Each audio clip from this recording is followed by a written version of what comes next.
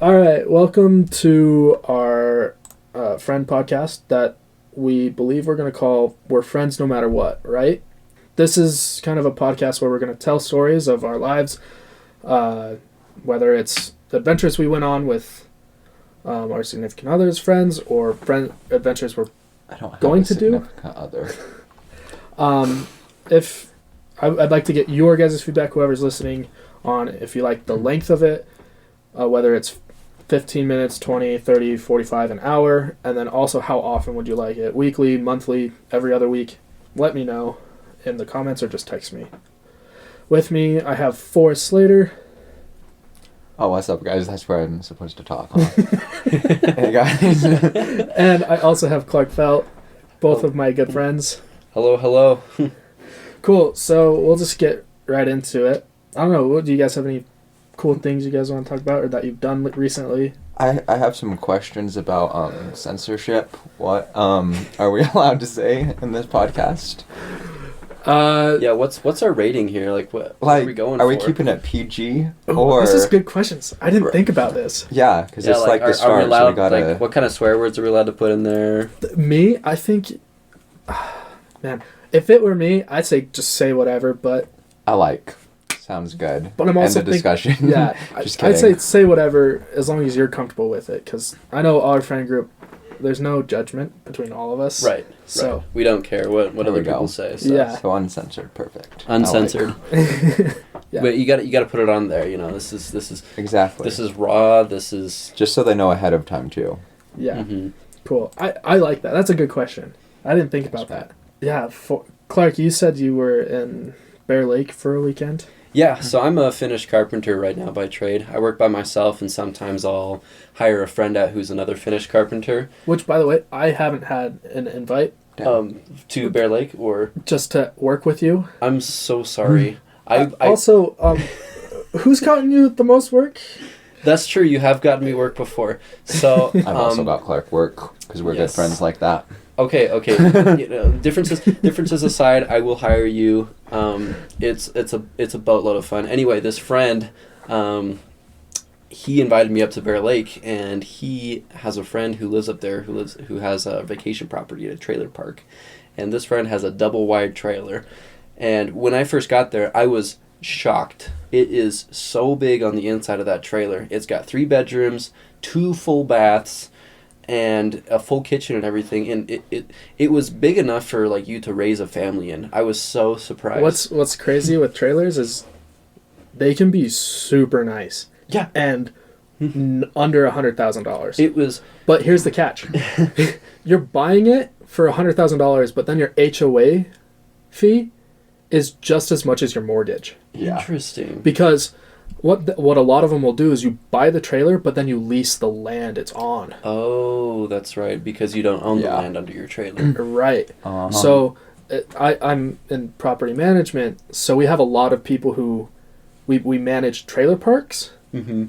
So they'll call in and say, hey, like my kitchen faucet's loose. Can you send somebody out? It's like, well, yeah, but you're going to have to pay for their time. Mm-hmm. But if it's anything on their property, like we have to take care of it. Oh, but they own the trailer, but we help lease the land. That's really interesting. Yeah, so that's what's nice about trailers, and a big con about trailers is you don't own the land. Yeah. True. Well, that's really interesting. I never thought about that. But yeah, the trailer was super cool, and I don't know, what we built this railing here, and so we did like a full staircase railing and like diagonal pieces. Was it 2 stories? Yeah, so this is a 2-story house. It's beautiful. Oh, the trailer was 2 stories? No, the trailer was 1 story, but this is the house that we worked on in Garden City, and it was just a gorgeous house. They were in need of workers, so they actually found us on Thumbtack and got us up to Bear Lake. We did some fishing, and it was a blast. It was a ton of work though. That's really cool. That's awesome. Yeah, trailers, they seem like a good investment. I've thought about it, but I don't know, it's hard. There's a lot of unwanted things about also, it. so you guys have seen like what are they called? The storage container homes. Mm-hmm. So with those, you can't just go buy any land and throw a storage container home on it. It has to be on land that's described for pre-built homes. such as trailer parks. So Interesting. if you want to build a whole community of storage container homes, Mhm. you have to buy a trailer park, demo it, and then build storage container homes. Crazy. Yeah, so you can't just. So that's something that's the cool thing about storage container homes is they're super renewable, but then they actually end up being about the same price as building your own home, because inside the storage container you still have to frame it. You still have to frame it. You have to insulate it. You have to Yeah. put in the plumbing and everything. Even though they're Yeah. totally secure and safe and sound, you still have to put 2x4s inside the trailer or inside the storage container, Mm-hmm. just Yeah. because it has to be brought up to code. And then here's the other thing: is you're going to put a flooring in there and a ceiling in there, right? And so you're going to lose this height from the Mhm. trailer, and it's going to be like this 6.5-foot ceiling where your head's touching it the whole time. Yep. Mhm. So, I've got mixed feelings about the storage unit or storage container Hmm. trailers. You can do a bunch of cool things with them, but I don't think it's kind of worth it, especially if it's. Yeah, especially if you're paying X amount of dollars to buy the storage container itself. Mhm. Yeah, it's better just to put it as a, Mhm. siding than to. Yeah, cut it up and use it as the siding or whatever. Mhm. But I mean, not even that, because you can get cheaper aluminum that's not cheaper but more cost effective and still gets you the same Yeah, properties. same appeal. Mm-hmm. I thought it was really interesting to hear that it has to be like on trailer park and land I've never heard of that that. is zoned for prefabbed homes. Mm-hmm. It's weird what the city can do and zoning. Like right now we manage a property that's zoned for multi-purpose. So half the property is residential and the other half is commercial. Interesting. So does that mean like it's one building and the bottom is commercial and the top is residential, or So- it's literally split in half by a line? So it's actually 3 different buildings. Mm-hmm. And I think 2 of the buildings are split in half. Like one side is residential and the other side is commercial. Oh, And then one interesting. building's all commercial. Or something I don't know exactly what units are residential and commercial, but it is multi-purpose. It's zoned as multi-purpose. So we can still do commercial and residential. So you can't just go buy a residential property, demo it, and build commercial units because it's zoned as residential. When I worked at Element Rinco, we were thinking about buying a property before I started there, or right as I started working there. Mm-hmm. They almost bought it, but it was zoned as residential. So they couldn't. So if they did buy it and went through with it, they couldn't get their business license because it's zoned as residential. So they would have to change it to That's commercial, wild. and that's a lot of city council meetings. Yeah, it's a lot of work to change it to commercial, especially if it's in the middle of a neighborhood that's all residential. They'll probably just say no. It took my Yeah. parents 6 years to change from residential to a commercial building to build a dental office building on Highland Drive. It took them 6 Jeez. years. 6 years. What? But they that's finally got wild. Wow, that's so much. Yeah. And they went to monthly meetings. Wow. Yeah. That property your dad has is really, really cool. Yeah, it's really cool. He actually designed the building himself. Oh, really? Mm-hmm. Yeah, Huh. it's just like that whole modern design. He wanted to use, not, those, there's kind of like that blue versus yellow light. So he Uh-huh. wanted to get more warm colors in there. And so, it's modern with warm colors, and so it's really appealing to people. I think whenever I drove by, it had cool lights. Cool's white, and Mhm. warm is more orange. Right. Yeah. There okay. are some cool lights on it, but you'll see that if you see it lit up at night, you'll see a lot of warm colors as well. I'll have to take note of that when I drive past it next. That's really cool. I don't know what building you guys. Alpha of Highland, a dental building? Uh huh. Here. Is that? It's not the Allen Family Dental, right? That's the one No, dental it says- building I recognize It off says Highlands. Felt Dental. Felt Dental. Yeah. Eric Felt, DDS. Yeah. I've never even seen that. Yeah, I'll pull it up on maps and see. Oh, I've seen that building before. Yeah. That's your dad's dental office? That's his my dad's building? dental office, yeah. Oh, well, that's super cool. Mm-hmm. I've seen that building multiple times. I like that Crazy. building. Oh, And yeah. He actually Yeah. drew it out by hand, so he doesn't Dang, really really? like CAD imaging and technology. He likes to draw Yeah. it. So he Oh, made yeah. 3D figurines, and he That's used. pretty cool. He spent many nights in the kitchen just staying up late and just using his ruler and drawing squares and stuff to Nice. make the most appealing looking modern building that he could ever go for. That Yeah. is super Okay, it does have cool. warm lights. Yeah, Yeah. it does. For some reason, I thought it was cool lights for some reason. So one of the project managers that works at the company I work for, he's older, and he can't, for the life of him, work plans digitally. So we bought a plan printer, and he has maybe 4 plans printed out, and he'll spread them out on our conference room, and he'll flip through them, and it is so cool to go. I like looking at plans. They're super interesting. But I think it's so cool and so funny that he has to have physical plans. He has to hold it. Yeah, he has to look draw at it. pencil on it. He's got to make his notes. Uh-huh. I actually learned it that way, so I learned computer afterward, and so they're both kind of equal to me, but I can do that as well, and it's really fun to get the plans out. But it's obnoxious if they're like ripped or something's wrong with them. He has a 4-inch PVC tube with screws on each end, like to screw it shut. So that's where he stores them, and then he has a rack in his cubicle that he keeps them all in. For his, did you ever look at plans on your dad's buildings that he built? Homes he built? He would usually print out the plans as well, just so he had them on the job site and didn't have to bring technology along with him. Yeah. I think your dad has a super sweet setup. He does. He's been working at Big Huntwood Canyon probably for the last 8 years and has had plenty of work up there. Oh, for sure. And he mainly just does new construction, right? I think the majority of them have been new construction, yeah. Yeah. He's done a couple of add-ons. Doesn't really do too many remodels. And just mainly new construction. When you first read plans for us, was it kind of like overwhelming for you? And you, Grant, too, like we've all been exposed to plans at some point in our lives. Like what was it like when you first saw them and had to interpret them? You see, I didn't have to interpret them. My dad was like, "This is what this means, and this is what this means," and I just sit there and just smile and wave boys like from Madagascar.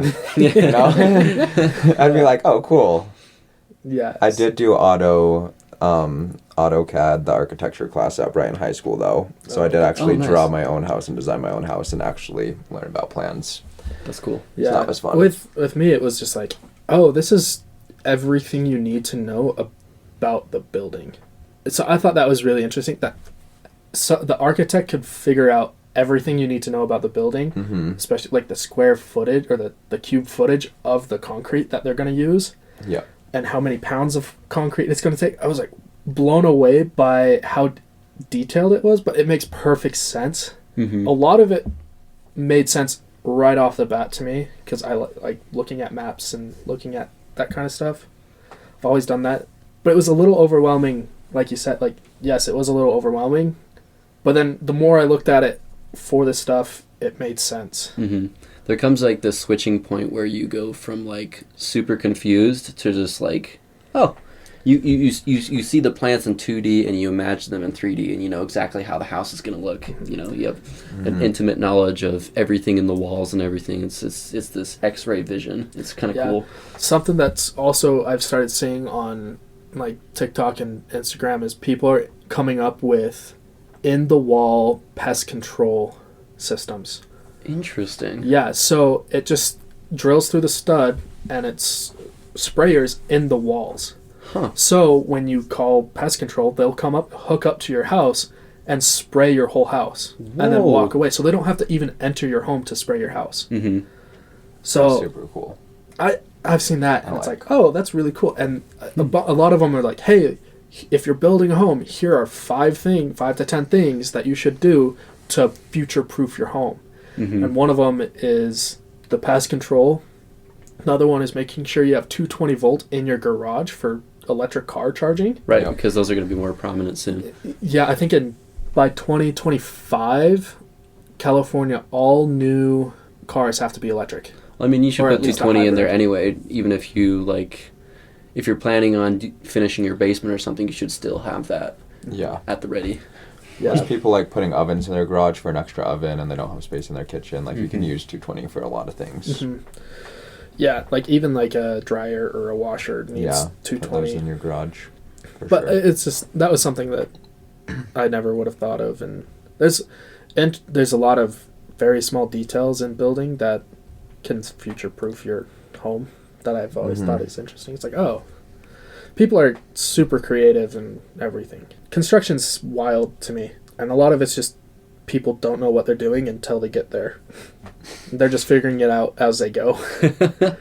Well, I mean, your job is very important because you're a coordinator now, Yeah. and you're going to be figuring out all the best ways to do the systems and the best timing. So it's kind of interesting where you'll kind of see like what are worse ways you can do this. But Yeah. you know, a lot of tradesmen, once you get them talking and communicating, then you can really get a good house built. Yeah.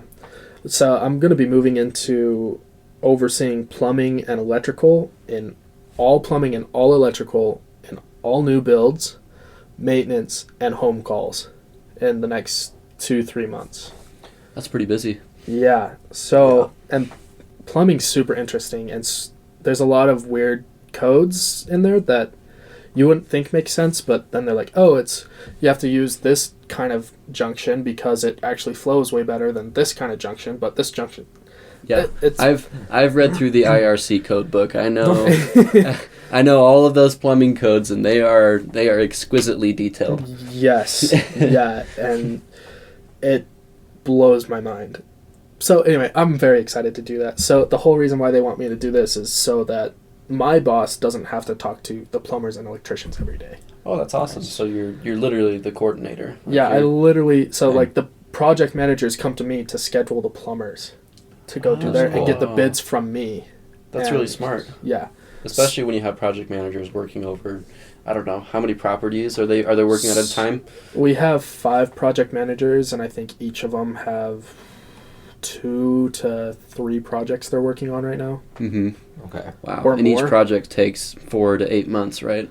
Or longer. Or longer, depending on the size of the house or one of them property. one of them we're working on. I think it's pretty close to being done, or is done at this point. I don't know because I'm not working with them very often, but is a big apartment building downtown caught fire, and so they remodeled everything. Jeez.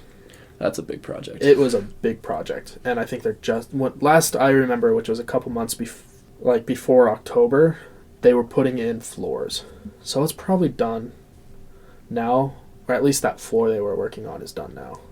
I'm just jealous you guys have worked in construction. Cause I keep looking back, it's like, man, I really wish that I went like each summer working like pulling cords as an electrician's apprentice. That you knew the process of construction in general. Being a plumber's an apprentice, or working tile or installing floors. Like each summer, do a different trade. I wish I did that cool. instead of go to school. Well, I mean, Salt Lake Community College offers a hands-on experience where they have an actual 4-year degree where you can try finish carpentry as a class for a semester. You can try siding. You can try all these other things. So that might be something you could look into. That could be. Yeah, that's really interesting because I did the cabinets class, and so I learned how to build cabinets in the shop, and I learned how to install them at the house and do all the trim work for it. Incredibly enough, I actually just tacked it on to my skill set as a finished carpenter. So sometimes I'll either order and install cabinets, or I'll build and install them myself. Correct me if I'm wrong, Forrest, but your dad started in cabinet building? Yeah, he did. That's I think he worked at a custom-made cabinet shop for probably a good year, and then he got his job as I don't know what he was doing. He was working underneath a general contractor, probably the same thing I would kind of do with him, and he did that for a couple years, and then got his license and actually started doing his own projects. Yeah, he got into it pretty quick. Yeah. Didn't take him a long time. Getting your general contractor license is super easy. It is. It takes like a week, and that's about it. Yeah, isn't it like a 30 to 40 hour course, and you have to go through just a few filters, or not filters, but you just got to fill out paperwork pretty much, and you got to know that you're... I think it's like you said, like a 20 to 40 hour course. And isn't it like 2 years of experience in the field? Is that it? And from what I've heard, is it's just a checkbox, and they don't check. But you should have the experience anyway. Agreed. 2 years can even be considered working at Home Depot. Really? Yes. Just because you're exposed to like the house building materials. Yeah. Like that's how easy it is. Like my coworker's mom has her contracting license, and she has no 2-year experience at all, but she has her contracting license. I'm gonna get my real estate license this year. So as soon as I get back from New York, I'm gonna sign up for my class and try to get it by July 4th. Is your license for your work, or is it for a little side gig that you're doing? Ideally, so it opens up so many doors, because being a real estate agent can mean you can buy and sell help people buy and sell properties as, default. You can also manage property. So I can create my own small property management company if I want, or just keep doing deals. But I think what I'm leaning towards is doing a deal or two every year, and then whenever that paycheck comes in, it's just a bonus on top of whatever I'm making. Oh, that's so cool. Work it like 10 to 20 hours a week, weekends, before work, after work, and just have some vacation money, have some car money. Yeah, some pay off the debt money kind of thing. Just extra money to come in. So that's kind of what I'm hoping. And if I can get it by July 4th, before then, hopefully I can get a deal by the end of the year. Oh, that's awesome. Yeah, you could definitely get work in the housing market. So high right now. It's so should be insane. able to find some work. Everyone's saying like, oh, I'm going to buy a home when the market crashes, but you should just buy whenever, as long as you're planning on staying there for 5-7 years plus. But if you're staying there like for 2 years, 3 years, just rent. It's not worth it to buy. Right. Because if you stay there for 5, 7, 10 plus years, your home's going to appreciate in value no matter what. Even if it does tank. Even if it does crash, it's still going to rebound and make more money. And then you're stuck at like a 2%, 1% interest rate. Even though you paid more than what's going on now, you're still at a 2% interest rate, so you're saving money. Right. But if it tanks, the interest rate cranks up. Yeah, so just buy it. If you're planning on 5, 7 plus years, just buy. My dad actually shared some wisdom to the kids about that, where he told my older brother it was 2020, the housing market was going up really fast, and he decided that he was going to build his house despite the prices being high at the time. And now his house is worth 33% more than when he bought it. It's 33%. Yeah, it's so crazy. I know I heard of a story, I can't remember who it was, but it was either a friend of a friend or a friend of a cousin or something like that, it doesn't matter. But they bought a home in like 2019, remodeled it, 2020 hit, spiked the housing market, and it doubled in value. Yeah. And the problem is everywhere the houses are going up. So whether or not your house appreciates in value, if you want to buy another house, that one's also going to be worth more. So, at any point in your life, it's just good to buy a house when you're ready to buy one, because there's never a good time. Yeah. No, it makes perfect sense. Like, well, yeah, the good time, sense. The best time is 30 years ago, and that applies for any time. If you're buying a house right now, 30 years from now, you're going to look like a really smart guy. Right? I know. I think my parents bought this house for $300,000 or $400,000, and now it's worth over $1 million. Yeah, I'm sure. But that was 25 years ago. Well, yeah, 24 years ago. My parents just celebrated their 25th year anniversary at the beginning of the month. I can't imagine staying with someone for 25 years or staying with anything for 25 years. Like, I'm not even 25. Jen isn't here right now. Just saying. Here's something even more crazy. My grandparents died. My grandpa died a week before their 75th anniversry. I would 75 years. I would die if that happened. He did die. Yeah, bro, he's like, can't do another week of this shit. I'm tired of this. We ain't going to 25, sorry. Yeah, man. Dude, I just, like, I stayed with Element Rinko for 2 years, and I was like, I don't know how I did that for 2 years. Like, I'm at this company I'm at now for 7 months, and I'm like, that flew by, and it feels like forever at the same time. Yeah. Man, it's crazy. It's really, really crazy. Well, I think now's a great time to talk about why we named this podcast. We're friends no matter what, right? Yeah, I don't know what you guys are talking about. What's this all about? Would you have any guess? Okay, Clark. So say I come up to you and I'm like Clark, we're friends no matter what, right? What the hell do you think I would have done? Oh shoot, I don't know. Right? Like you gotta. I don't know. You got a DUI. Do you want to tell the story, or do you like me? I have to do a joint telling on this one. Oh, yeah. Well, I'll start it off. So it's me, Sean, Isaac, and Forrest down here playing Rocket League. Playing some Rocket League. And Forrest looks over at me and he goes, Grant, we're friends no matter what, right? And I'm like, well, what? He goes, we're friends no matter what, right? And he's dying of laughter at this point. And I'm like, what are you talking about? Like, well, it depends. And he goes, we're friends no matter what, right? And then looks at Sean as if Sean knows. Sean has no idea what Forrest is talking about. I was just trying to not make eye contact with Grant anymore. And then I was like, well, and he's like, we're friends no matter what, right? And I was like, well, it depends on what you did or who you kissed. And then I look at Sean, and I'm like, I look straight at Sean, and I'm like, how does he know?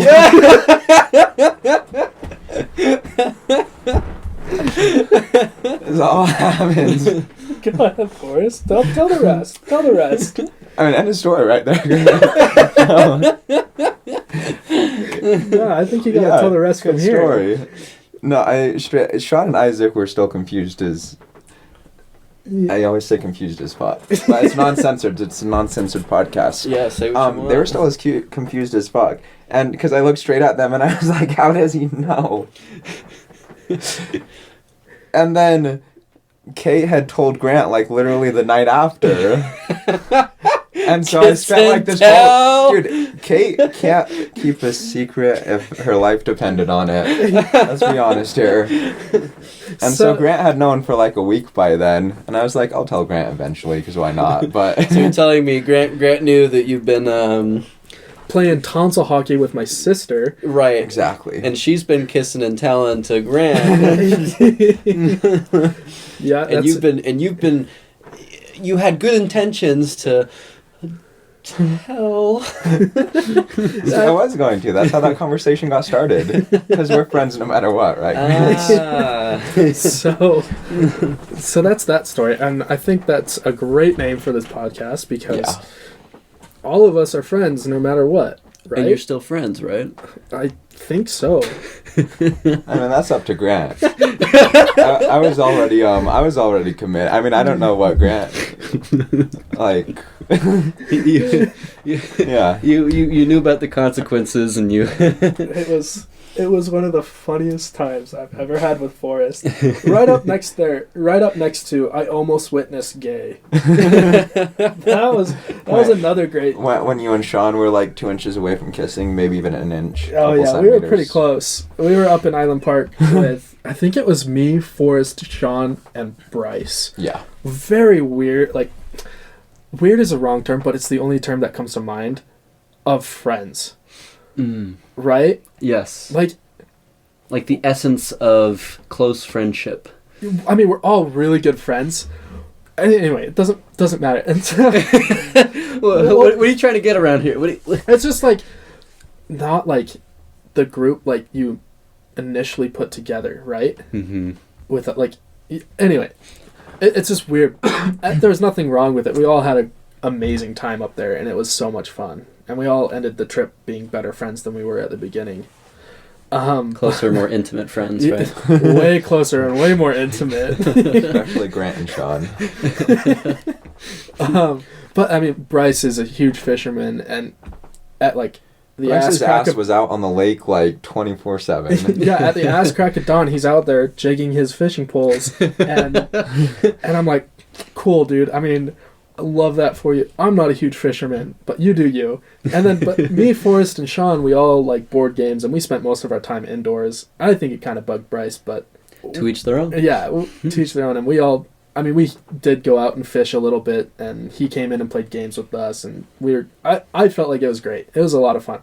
One day we were sitting in the cabin, and I don't know how it came up, but like Sean and I were just like looking at each other, and we're like, bet. And we went in to kiss each other. Oh. And then we backed off like, Did Sean have a girlfriend at the time? No, I don't think No. so. Okay, I don't okay. think so. But then I think less than an inch we backed off and and Forrest is sitting there and he's like, I almost just witnessed gay. and Yep. Sean and I and Forrest are all on the ground, rolling around, dying. And then Bryce came in and was confused as ever. Yep. Bryce is probably always confused around us. He doesn't know. The worst combo of people, Forrest and Sean, 100%. Oh, I think that's the best. You got that completely That's because you're wrong. with Sean. That's the worst combo ever. You guys are having fun. That is the worst combo ever. Hey, well, guess what, Grant? You got a whole entire week of that shit coming up right now. Well, Let's go. I'm gonna walk away from you guys. You guys going out somewhere on an adventure? Grant and I and Sean, we're going to be in New York. Oh, okay. So Um, you guys are going to be in close quarters in the Big we Apple. are. Yeah. We so are. we'll be in there for I think 8 days. Oh, wow, that's a long time. Yeah. Are you guys doing like a hotel or? So Sean and Isaac's birthday is I think Friday. Isaac was like, "Hey, I'm going to New York for Sean's birthday, for our birthday." Sean's birthday. That's the second time I've done that. For our birthday. And he's like, "Do you and Forrest want to come?" I was like, "Absolutely." And so we bought tickets. And we're going for a week. Sean and Isaac's parents were super nice and got us a Airbnb for the week. Oh, that's way sick. Yeah. So we have an Airbnb. Sean has an apartment there because he lives there. Oh, okay. Yeah. And it's going to be so fun. And then we bought city passes, which gives us access to like 6 different attractions for a fraction of the price. Mm-hmm. Does that like include busing or I don't know what a So city pass okay, is. so the city pass include here. Let me pull it. So it's $140, and it includes the Empire State Building, the American Museum of Natural History, the Met, the top of Rock Observation Deck or the Guggenheim Museum, ferry access to Statue of Liberty and Ellis Island or Circle Line sightseeing cruises, 9/11 Memorial Museum, or Intrepid Sea Air and Space Museum. All for $140. Like the Met alone is worth 140. Yeah. Actually, I read that Met is free. It's just it's free, but it's a highly suggested donation. Oh, okay. Mm. But Museum. you get an in on the Met because you have to reserve, right? Is it kind of like I the? don't think you have to reserve. Mm. It did say that some things you should reserve to mitigate. guarantee a place in there. I haven't reserved anything, which I probably should. Yeah, definitely take a look into that. Yeah. You guys gonna go into any like movies or shows as well? I think we're planning a Broadway show, which is like $100, Mm-hmm. which Possibly a matinee show. Might Yeah. knock down the price a little bit if it's matinee. Yeah. So that's kind of what we're doing. And then the travel for like transportation is like $33 for a week, unlimited bus and subway pass. Oh, that's way cool. So entertainment, travel, like $200. Dang, Yeah, that is Mhm. awesome. You guys are gonna have so much fun. I know. We're really excited Yeah, to that's go. coming up soon. It's You guys gonna be a good should time. plan a surprise prank for the two of them on their birthday. We really should. Oh, that would be fun. We're Yeah. friends no matter what, right? Exactly. I know. I've never been to New York, and it's a city I've wanted to go to for a while. Like I said, tell me if you like this. We're at 35 minutes. Tell me if you like this amount of time. Do you want shorter? Do you want longer? And how often you like. So just Yeah. comment it in the comments or text me, whatever, and then we'll get this edited and out there as soon as possible. Anyway, thanks for listening to We're Friends No Matter What. Right. Right? Right? Yeah.